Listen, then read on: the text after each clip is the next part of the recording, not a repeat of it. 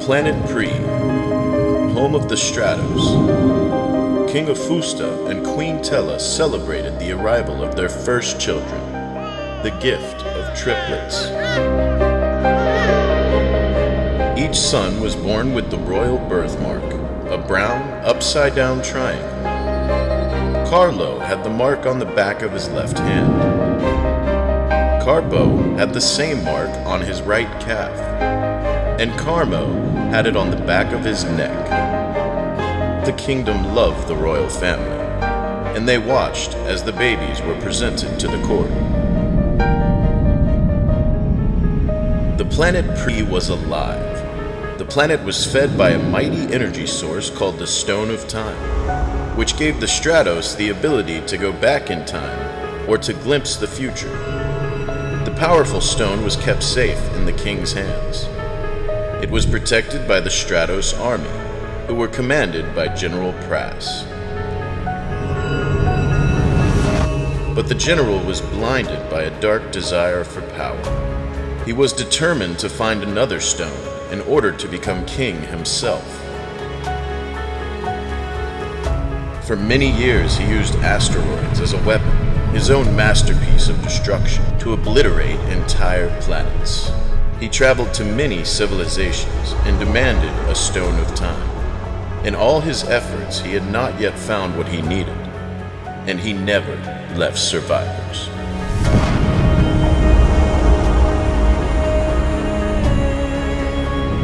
One day, King Afusta discovered his general's evil plan and made him pay for his horrible acts. The king sent General Prass to the deepest dungeon in his palace.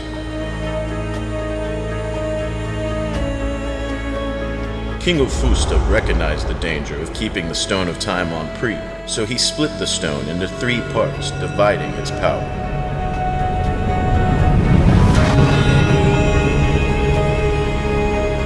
Each piece had a portion of the full power, giving to the stone possessor the energy to travel between constellations in seconds.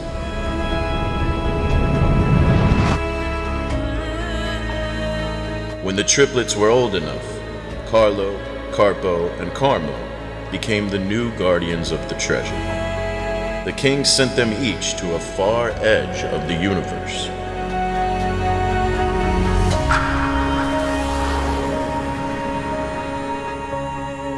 The planet Pre lost its life source, and the Stratos became a miserable civilization.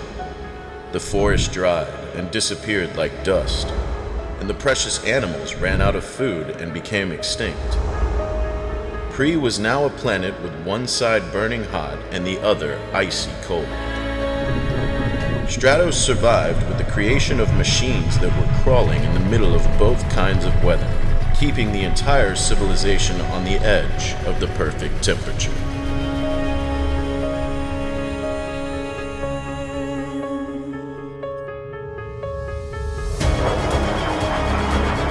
The triplets had no hope of seeing each other again, and each son took one piece of the stone and went to hide in new worlds.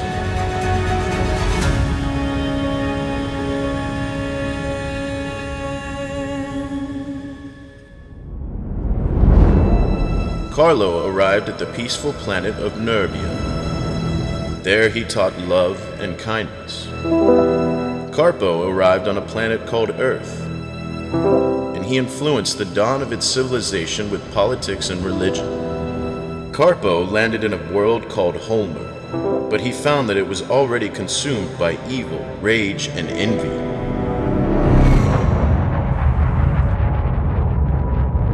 Holmer Grandmasters of Darkness twisted Carmo's innocent mind, making him believe that the Pre-Kingdom truly belonged to him. When profound ambitions of power consumed him, they put him in the Chamber of Desires, transferring to Carmo the ability to transform at will his physical aspect.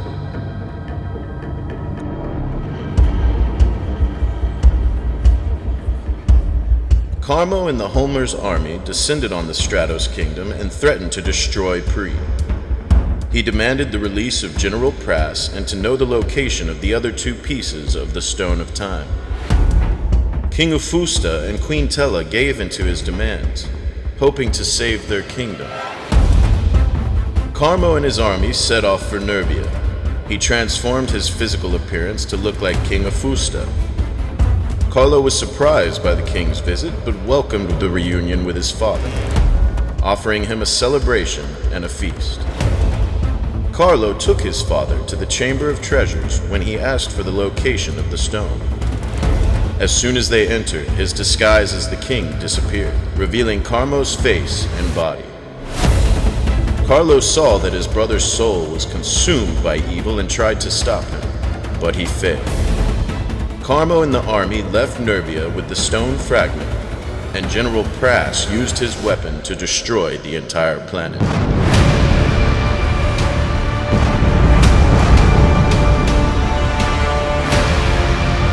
Carmo was ruthless.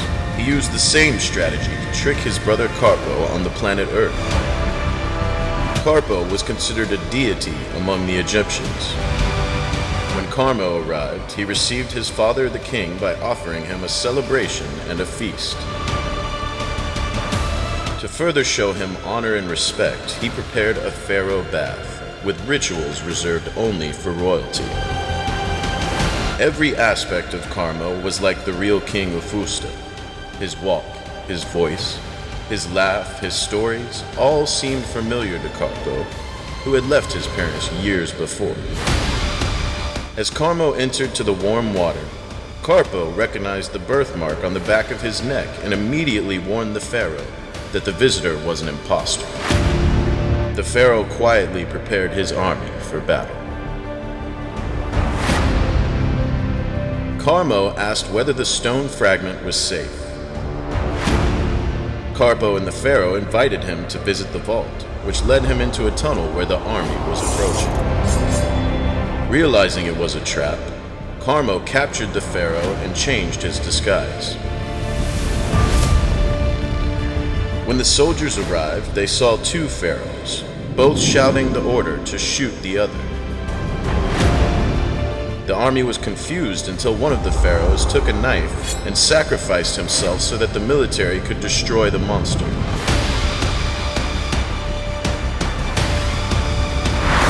Archers shot their arrows straight at Carmo, who returned to his original form and released the dark spirits that possessed his body and soul. The spirits spread far and wide into the air, taking refuge in inhospitable places on the planet in search of new souls to own.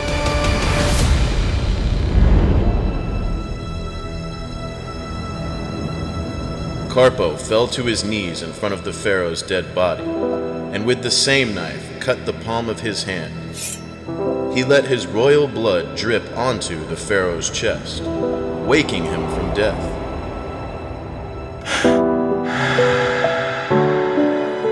Once a glimmer of life reached his eyes, the brown, upside-down triangle birthmark appeared on his chest. Carpo's love for the people of Earth was so great that he knew he had to leave to protect the planet. He returned to Pre with his fragment of the stone and took General Prass back to prison.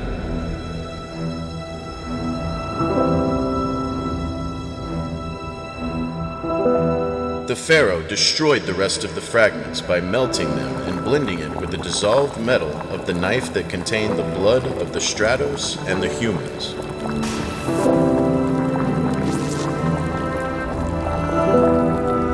He called it the Dagger of the Worlds. Then, he buried the weapon in a secret place where no one will ever find it.